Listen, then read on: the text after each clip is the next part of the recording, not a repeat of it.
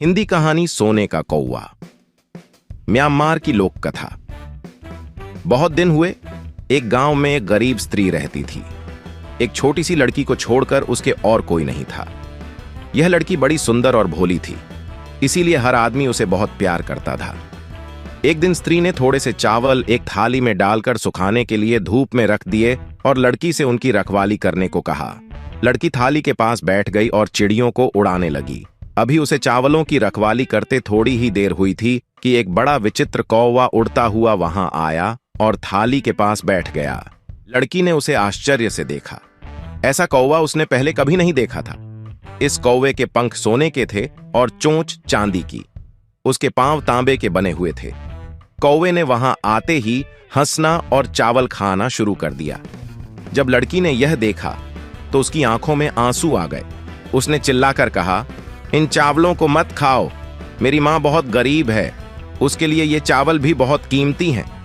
सोने के पंख वाले कौवे ने बड़े स्नेह के साथ लड़की की ओर देखा और कहा, तुम बहुत भोली और अच्छी लड़की हो, मैं तुम्हें इन चावलों की कीमत दे दूंगा। तुम कल सुबह सूरज निकलने से पहले गांव के बाहर बड़े पीपल के पास आना, वहां मैं तुम्हें कुछ दूंगा। यह कहकर कौवा उड़ गया। लड़की बहुत खुश हुई। वह सारे दिन और सारी रात इस विचित्र कौवे के बारे में सोचती रही।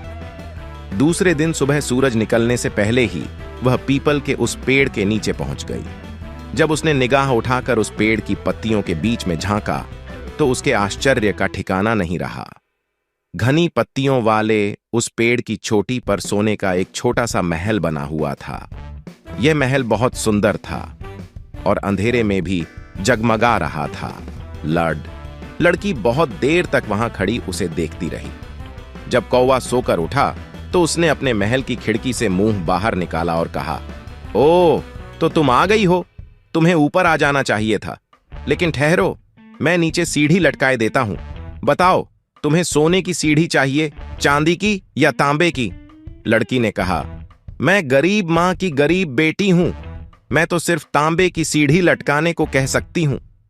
लेकिन लड़की को यह देखकर आश्चर्य हुआ कि कौवे ने सोने की सीढ़ी लटका दी और वह उस पर चढ़कर सोने के महल में पहुंच गई। यह छोटा सा महल तरह तरह की विचित्र और सुंदर चीजों से सजा हुआ था। इसके अंदर भी कोई चीज सोने की थी, कोई चांदी की और कोई तांबे की। लड़की बहुत देर तक घूम घूम कर महल को देखती रही। इसके बाद कौवे ने कहा, मैं समझता हूं तुम्हें भूख लगी होगी, आओ पहले थोड़ा नाश्ता कर लो। बताओ, तुम सोने की थाली में भोजन करोगी, चांदी की थाली में या तांबे की थाली में? लड़की ने उत्तर दिया, मैं गरीब मां की गरीब बेटी हूं, मैं तो सिर्फ तांबे की थाली को कह सकती हूं। लेकिन उसे यह देखकर आश्चर्य हुआ कि उसे सोने की थाली में भोजन परोसा गया।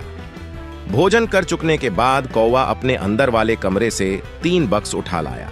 इसमें एक बक्स बड़ा था, दूसरा उससे छोटा और तीसरा सबसे छोटा। तीनों बक्सों को मेज पर रखते हुए कौवा बोला, इनमें से एक बक्स चुन लो, घर जाकर तुम इसे अपनी मां को दे देना।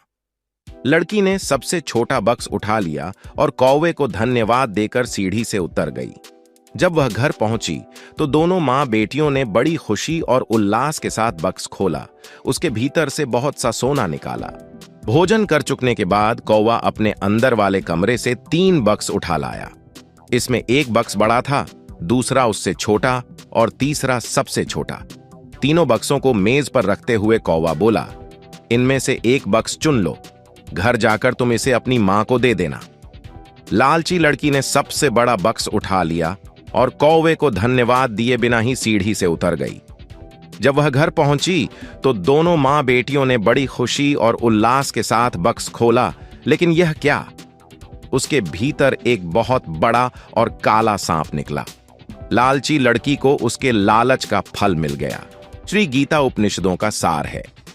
महाभारत युद्ध के समय रणभूमि में भगवान श्री कृष्ण ने अर्जुन को जो ज्ञान दिया था वह गीता में बताया गया है। गीता में ऐसी बहुत सी बातें हैं जो मनुष्य को जीवन की कई कठिनाइयों को आसान बनाती हैं। इतना ही नहीं, गीता पढ़ने पर मनुष्य को बहुत सी नई जानकारियां भी मिलती हैं। साथ ही हर अध्याय के नियमित पाठ का अपना लाभ और महत्व है। भगवान शिव ने देवी पार्वती को गीता के पहले अध्याय के पाठ का महत्व जो बताया है वही यहाँ आपके लिए प्रस्तुत है। लेकिन गीता के पहले अध्याय के महत्व को जानने से पहले जान लीजिए श्रीमद् भगवद गीता के प्रथम अध्याय की खास बातें।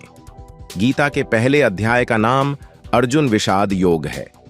इस अध्याय में कुरुक्षेत्र के मैदान में उपस्थित बंधुओं और संबंधियों को सामने देखकर अर्जुन के मन में उठे विषाद और मनः स्थिति का वर्णन किया गया है, जिसे संजय धृतराष्ट्र को बताते हैं। गीता प्रथम अध्याय का महत्व। एक समय पार्वती जी ने पूछा है, महादेव जी, किस ज्ञान के बल पर संसार के सब लोग आपको शिव कहकर पूजते हैं? मृगछाला ओढ़े और अपने सभी अंगों में शमशान की विभूति लगाएं, गले में। श्री गीता उपनिषदों का सार है। महाभारत युद्ध के समय रणभूमि में भगवान श्री कृष्ण ने अर्जुन को जो ज्ञान दिया था वह गीता में बताया गया है। गीता में ऐसी बहुत सी बातें हैं जो मनुष्य को जीवन की कई कठिनाइयों को आसान बनाती है। इतना ही नहीं, गीता पढ़ने पर मनुष्य को बहुत सी नई जानकारियां भी मिलती है।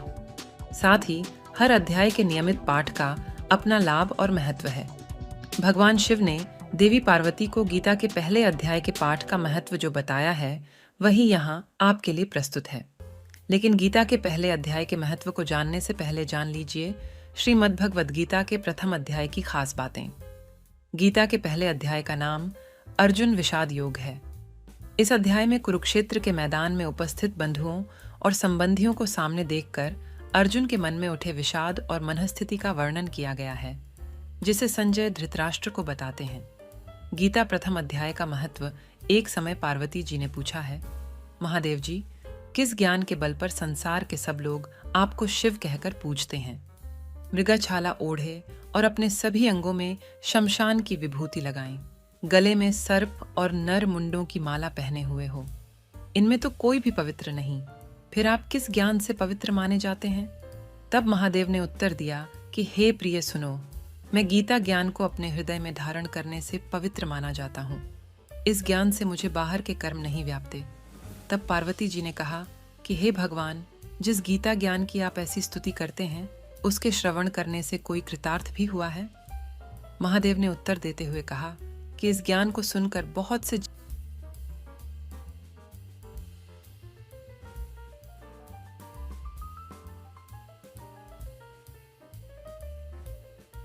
श्री नारायण जी नैन मूंदकर आनंद में मग्न थे।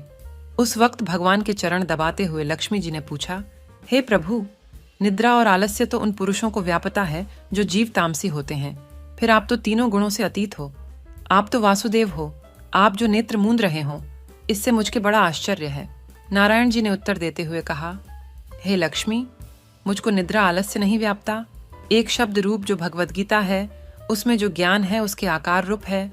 ये गीता शब्द रूप अवतार है। इस गीता में यह अंग है 5 अध्याय, मेरे मुख है, 10 अध्याय मेरी भुजा है, 16वां अध्याय मेरा हृदय और मन और मेरा उदर है, 17वां अध्याय मेरी जंघा है, 18वां अध्याय मेरे चरण हैं।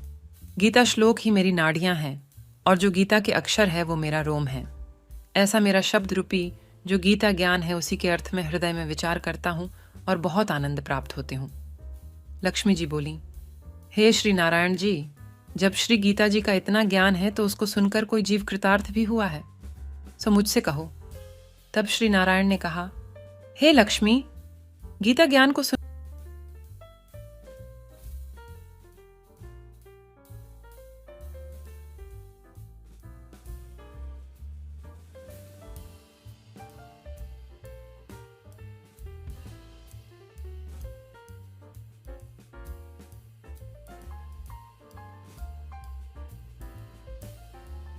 और फिर उसका जन्म बैल के रूप में हुआ।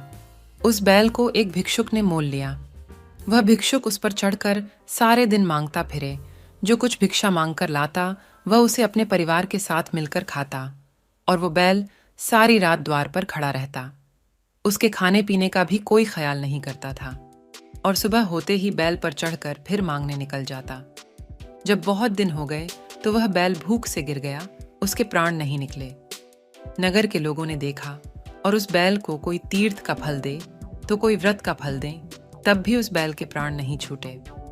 एक दिन गणिका आई, उसने लोगों से पूछा, यह कैसी भीड़ है?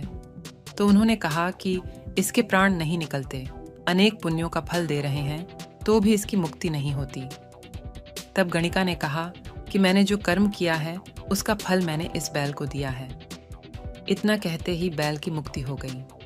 तब बैल ने एक ब्राह्मण के घर जन्म लिया। पिता ने उसका नाम सुशर्मा रखा। उसके पिता ने उसे पढ़ाया लिखाया। उसको अपने पिछले जन्म की सुध थी। उसने एक दिन मन में विचार किया, जिस गणिका ने मुझे बैल की योनि से छुड़ाया था उसका दर्शन करूं। विप्र चलते चलते गणिका के घर गया और कहा, आप मुझे पहचानती हैं? गणिका ने कहा, मैं नहीं जानती तुम कौन हो। तब उसने कहा कि मैं वही बैल हूँ जिसको आपने अपने पुण्य दिए थे। तब मैं बैल की योनि से छूटा था। अब मैं विप्र के घर जन्म हूँ। आप अपना पुण्य बता।